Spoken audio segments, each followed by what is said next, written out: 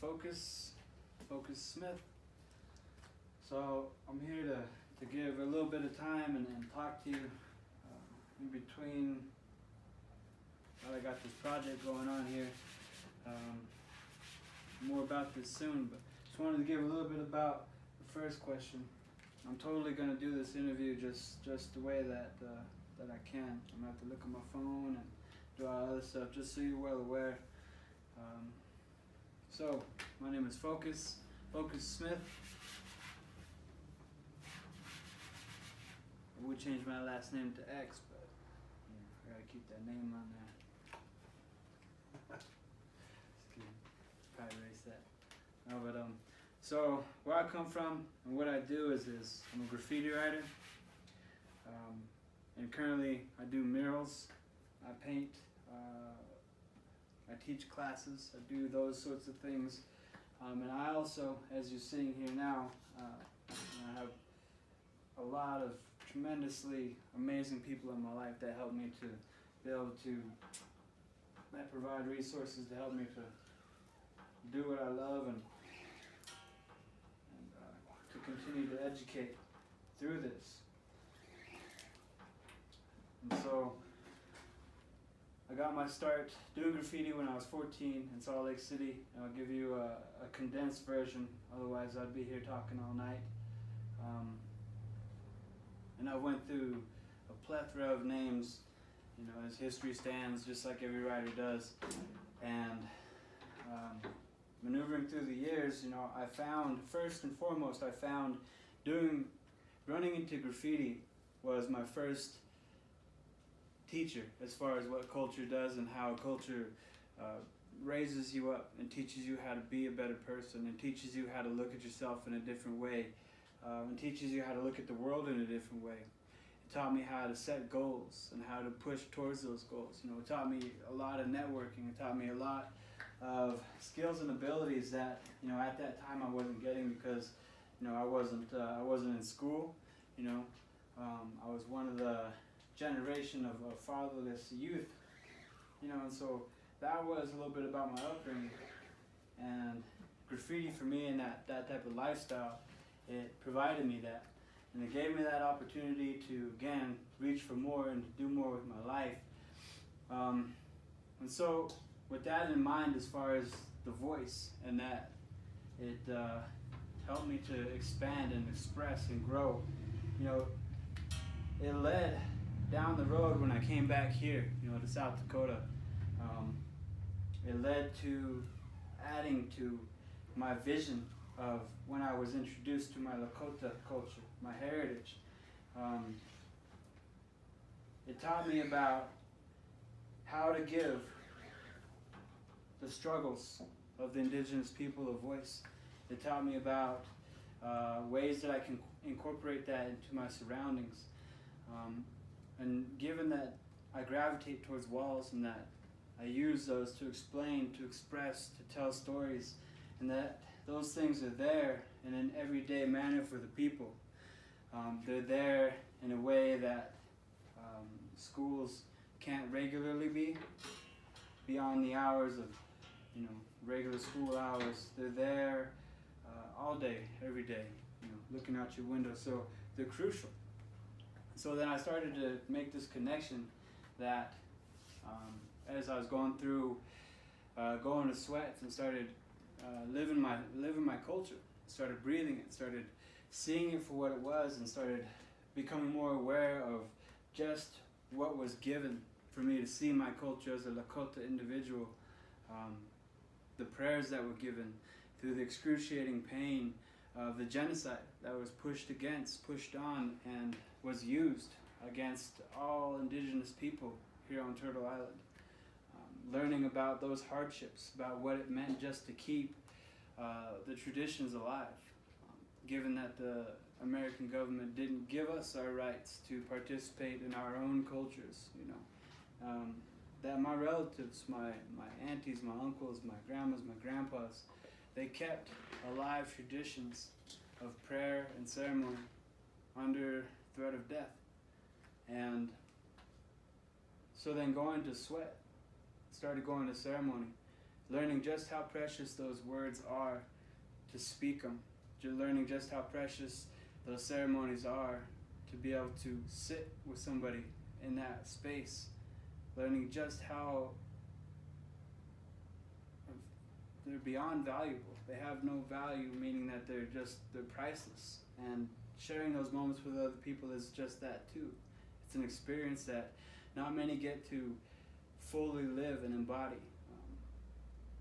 But seeing those and then realizing the weight of just what that is and how that assimilation through genocide, through the boarding schools, through the things that the American government tried to do to kill the man and save the Indian, to see what that almost did. It almost worked. Almost saying that little space is that it didn't. And the result of that is I was a perfect example of it growing up. Disenfranchised youth, not having a father, living a nomadic lifestyle, not embracing any type of normalized ideas of what society should look like. And I realized that too is the lifestyle of a lot of the youth, a lot of the native kids that are out there living on the reservation. And so then, it first dawned on me that I was taught this for a reason, and that I was given this gift to do this for a reason.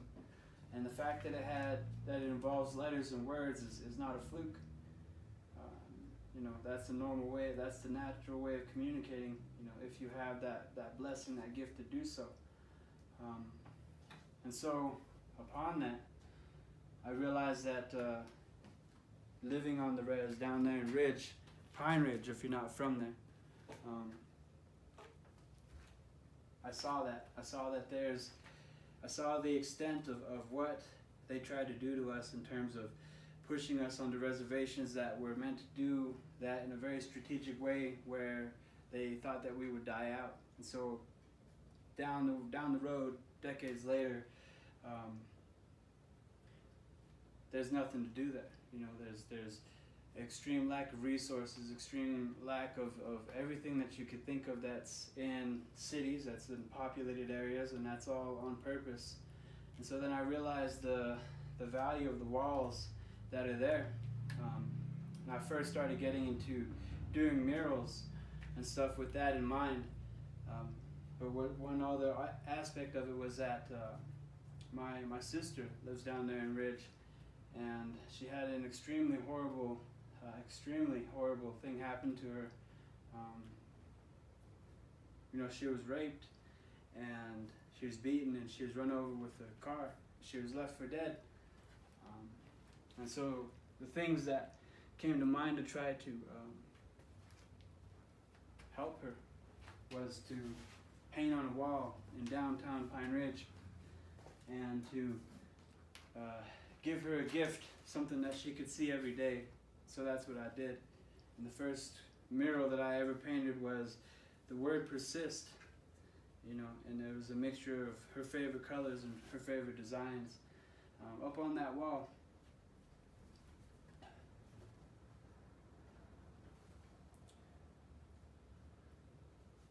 And then I told her it was there for her. And she still thanks me for that to this day. And so then I started to maneuver with that in mind, knowing that is a way to communicate. And so then I started taking the learnings and the teachings of the Lakota culture straight to the walls, bridging that gap between the old sovereign traditional Lakota and bringing it straight out into the street where a lot of the youth spend their time. And then through that, teaching stories, using symbolism, using pictures that are used in the stories that are told, recreating those stories in the mind for people to hold and to continue to tell, because what that does is that second that little kid next to their uncle or somebody doesn't know what it is that's on that wall, and they ask a question, it's right there in that question. is right there in that moment where they are outside of their modes of survival that they're constantly put in, inundated by traumas of living through poverty, living through the violence that happens there, living through addictions, of having to live through somebody else's addictions. And so it's a way out. It's a way out in a good way, because then it offers the other questions. How did they do that? When did they do that? And then why did they do that? And then so those are the thoughts in mind of every time I paint a mural, that it gives a chance to pause and reflect and think about things in a way that normally wouldn't have been brought to them, because there's not that effort to be able to have those things incorporated into the lifestyles of everyday's normalized society, mainly because it's just there's no environment for it. And that's slowly changing in today's world. There's classes in colleges and so on and so forth. But that's what I do is I use those walls to create an environment for the youth to feel connected with, to feel connected to. And then I bring that, I brought that same idea here to Rapid City, South Dakota, where not just right now, but there has always stood a very tense racial climate. And the indigenous people here in Rapid City, South Dakota are extremely oppressed. And so I wanted to recreate those ideas and bring that to the forefront. And so what I do is paint the walls with the stories of our people, and in hopes and in knowing, by affirmations that I get while I'm painting, know that when they see those murals, when they see those, that it makes them feel like it's okay to exist, that it makes them feel like it's okay to be alive, and that they don't need to worry about what's going to happen to them today just because they're indigenous, just because they're Lakota.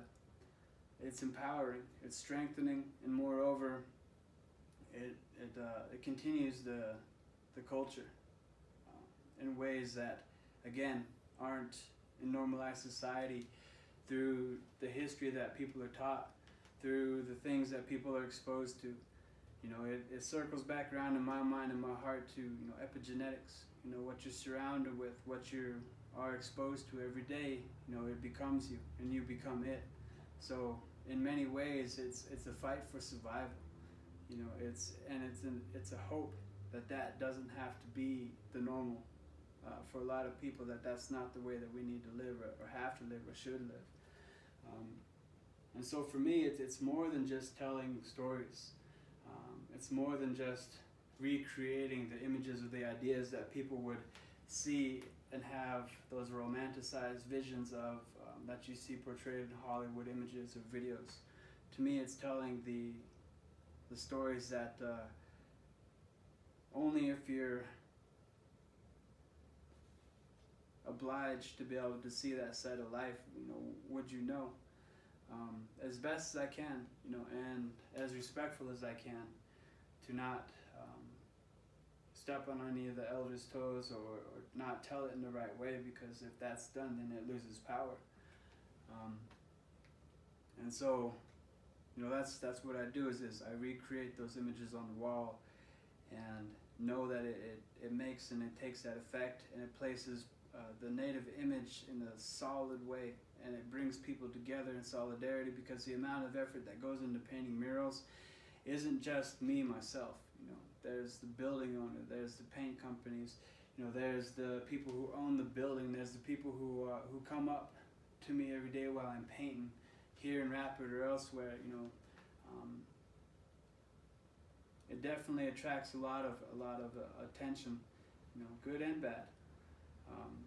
But I always gravitate towards the good and push that forward, because that's what I know in my heart has helped me to exist and survive. As the people come up and they talk to me and ask me, what I'm doing, how I'm doing it, and then they tell me their stories, and then they tell me where they're coming from, and they tell me what they did and how their day started, and I take the time and I stop and I listen and I pay attention to them, because that's After I leave, it might just be a little ways down the road, but that's where they're at. You know what I mean? And I don't want them to have that impression where I'm just coming in and just dropping a gem and then leaving, and then thinking that that's not, the way to do it, because, a big part of me painting the wall is interacting with people, is showing them that they're worth the time to talk to, that they're deserving of that and more. And spending that time with them to just listen, because a lot of people just need somebody to listen to,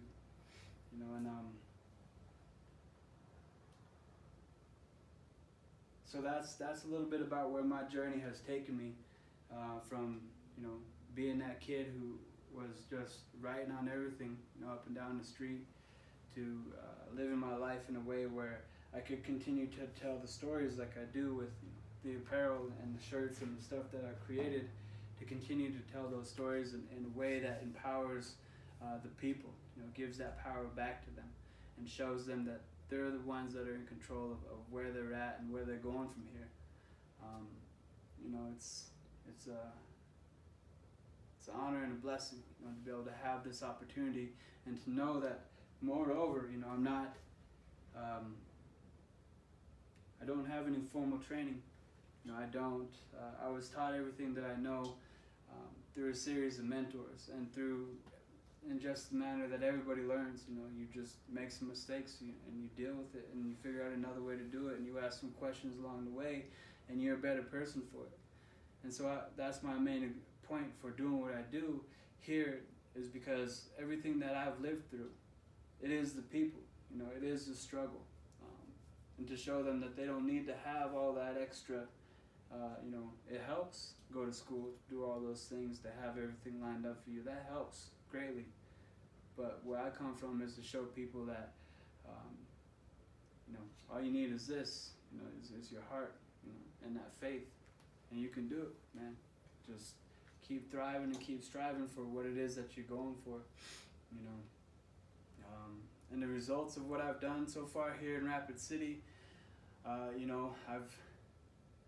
a lot of the projects that I've created are highly visible, and they continue to get that narrative out there, and it's slowly changing the way that people interact and with the indigenous community and vice versa, because it's no longer just one person controlling the narrative.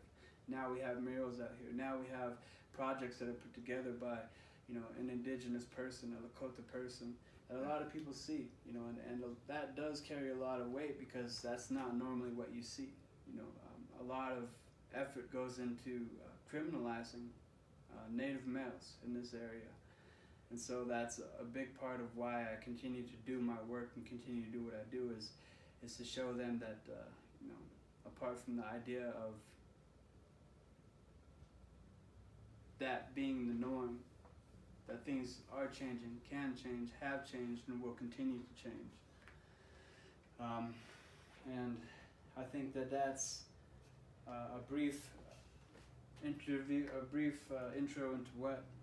who I am and what I do.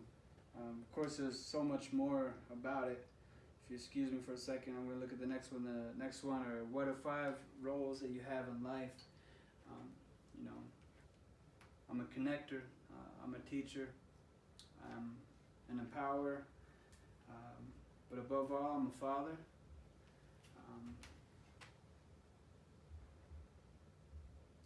And I'm a contributor. And in addition to all these things, I'm Lakota, on my mom's side, and Navajo on my dad's. And I say that because just being indigenous today, any of the BIPOC community, being alive is a sheer act of resistance, a sheer act of resilience, because that's what they don't want you to do. And there's so much effort that goes into making sure that doesn't happen, or that's not the way that it's portrayed or shown.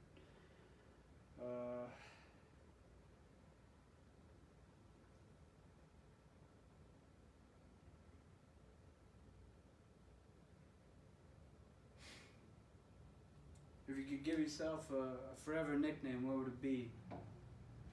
it would be focus. It would continue to be that. I've had a lot of nicknames, family, friends, all those people, but I like focus, because it's personal and it's impersonal. It's a word that's it stands by itself, without having to have that ideology behind it of it being associated with the name, and it becomes an idea in people's minds, because then whenever they see me out there doing it, who's doing it, focus is doing it. It might be me, it might not be me, however they choose to interpret that. But I always make sure that there's a connection back to the people. So by the time that we're ever done doing a mural, or we're ever done doing a project, or we're ever done, gathering for song or ceremony,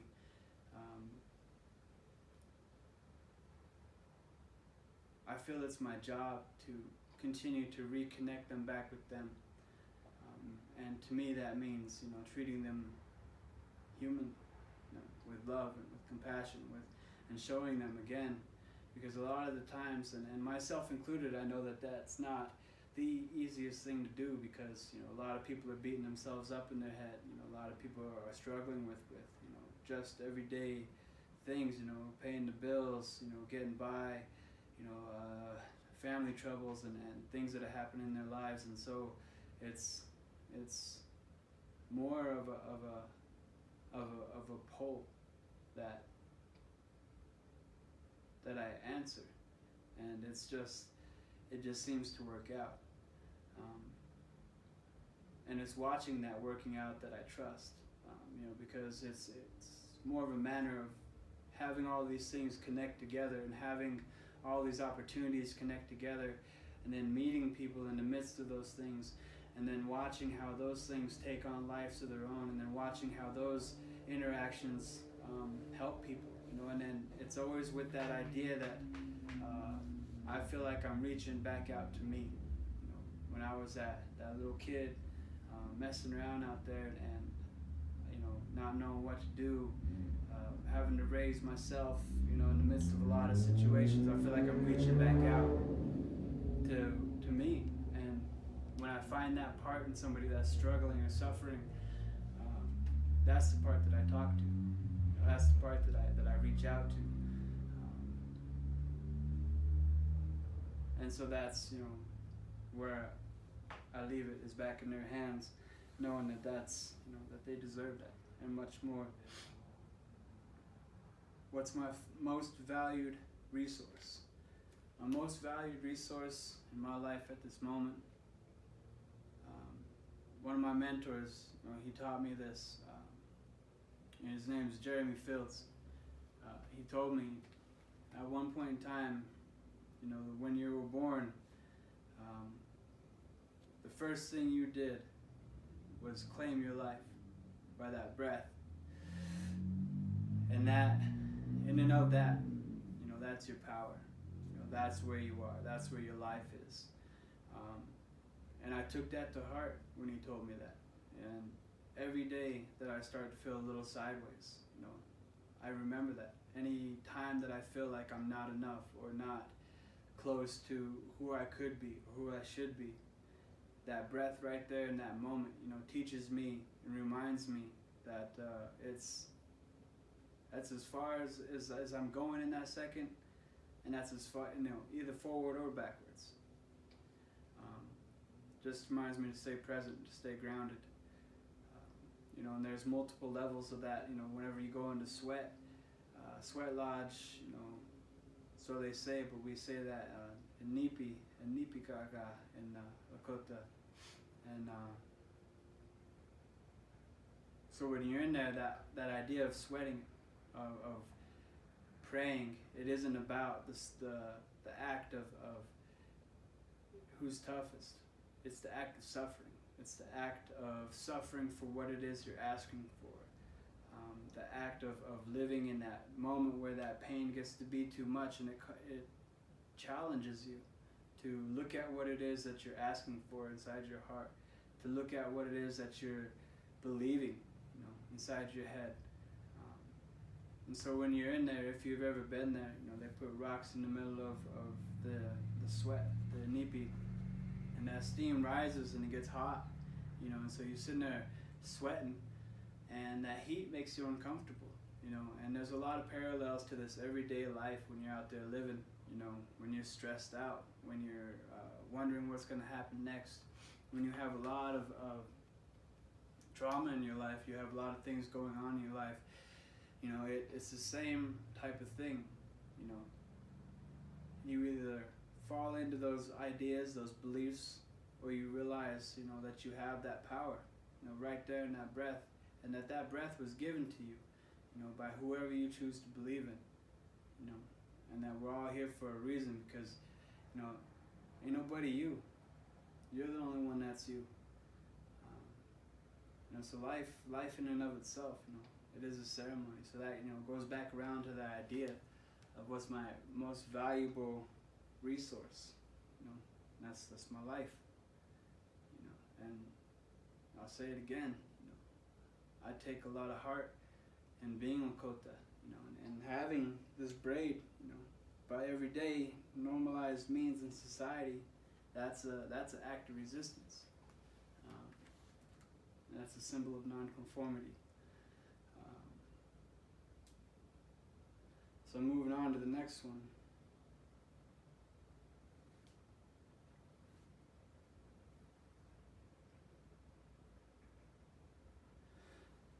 I suppose, you know, what do I fucking hate? I don't know if I'm supposed to say that or not, so if I'm not, let me know. I don't think it's about that. There's a lot of stuff that I could hate, but for me personally, all the things that I've been through in my life, all the times that I felt that hate, you know, and I feel it too. You know, I get angry, I get upset, I get worried, I get stressed. But at the end of the day, you know, it's more about, to me, about what I got, you know, about what I love.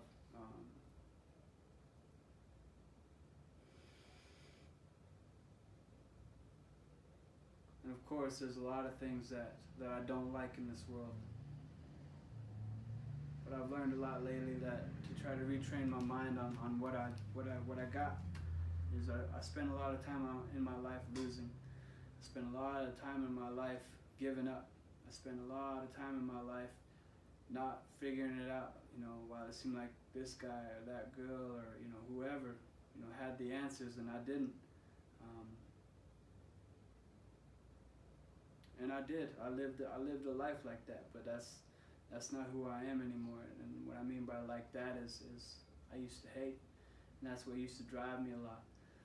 But now I realize that it's not about that for me. It's not about that for me as a person. It's about using that and not letting it disintegrate me, and not letting it disintegrate the opportunities that I have in front of me. It's about channeling that. It's about funneling that into something bigger, into something better, because I know that wasn't there for me to be broken by it.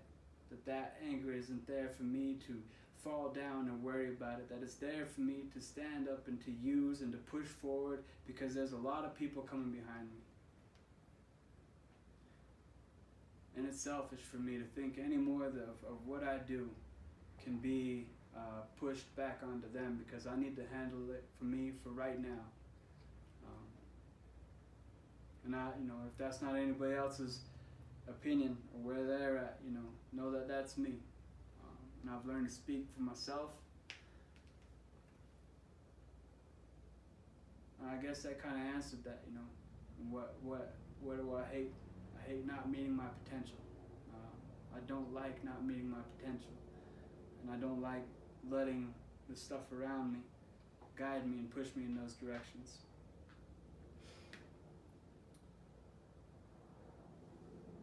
Let's see. So I'll send out a couple little things about what I do here. My Instagram handle, you know, whatever, is Foci Current. My Facebook is Focus Smith. And where you can cop this, you know, badass gear and this merch is at www.thriveunltd.com, and this is all hand printed and it's custom, and it has stories, and it's sharing culture, and it's empowering indigenous business owners. So by all means, share this, share what we do, share this work, and get yourself one too.